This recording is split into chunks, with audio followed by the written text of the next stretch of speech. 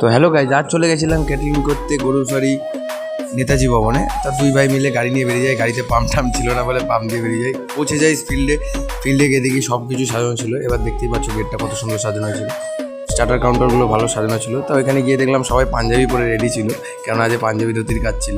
তাই দেখছো কোন ক্যাটারিংয়ের কাজ, আমিও পাঞ্জাবি ধুতি পরে কেমন লাগছে আমাকে বলো সবাই। তা সবাই রেডি করে সবার একটা ভিডিও করে দিলাম। তো মেনু কার্ডটা দেখতে পারো, মেনু কার্ডটা আগের দিনের মতন ছিল, সব কিছু মেনু ছিল।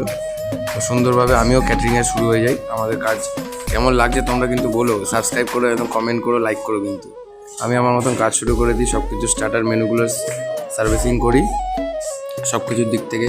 তো শেষে ভিডিও করা হয়নি, অতটা বড় ভিডিও হবে না। তা তোমাদের সাথেও আবারও দেখা হবে একটা নেক্সট ব্লগে। আপাতত রাতের মতো খাওয়া দাওয়া করে বেরিয়ে যাব, দুই ভাই মিলে খেয়ে নিয়েছি। চলো আজকের মতন বাই বাই।